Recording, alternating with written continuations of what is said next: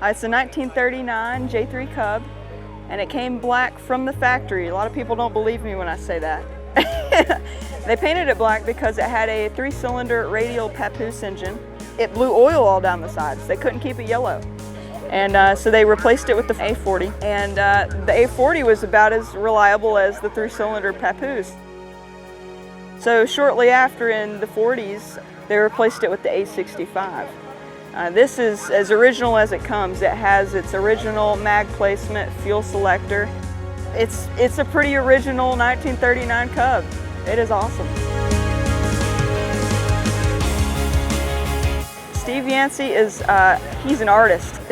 Dee, the owner, he said he watched Steve, iron on each little corner of that beautiful fabric that it has on right now. And he thought, oh my gosh, this plane is never gonna be done.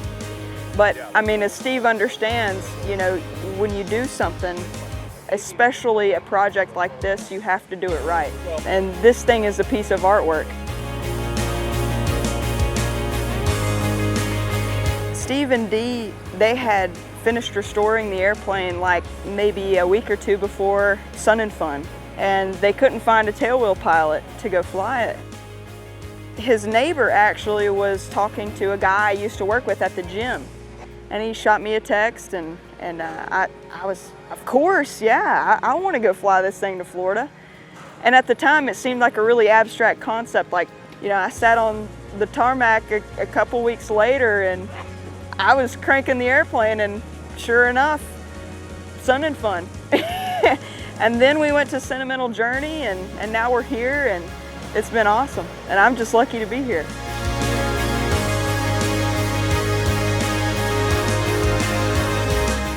I ran into some nasty weather. There was a lot of low ceilings, IFR, and this thing, Lord, everybody knows it doesn't have squat on it for navigation and instruments. So can't really do that. I had to go around and around and around. Honestly, I wouldn't have it any other way. Faster airplanes, you don't get to fly as long.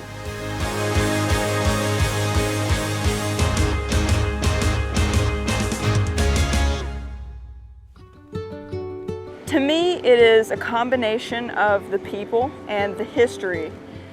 This airplane has been flown by so many people, and a lot of people in Dee's family, the owner, his whole family soloed in this airplane.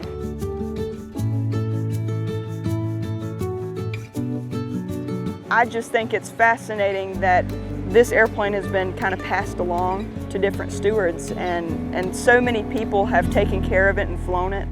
Now I get to be the steward, and I get to be a part of its history, and I get to kind of continue putting people in the airplane. Honestly, every time I go to a fly-in, that's all I hear is, well, we need more young people. We need more people like you who are very enthusiastic about these antiques. And all I can help but think is, well, if I cease to be here, if I cease to bring more people in, these planes won't fly anymore. It just kind of breaks my heart that an airplane that is perfectly flyable doesn't get to fly. This is what they were made to do. And it's kind of just against its own purpose to be sitting on the ground and not being flyable anymore. And I can't stand the thought of that fate befalling this Cub, this beautiful Cub that's taking such good care of me. Honestly, I just want to keep it going.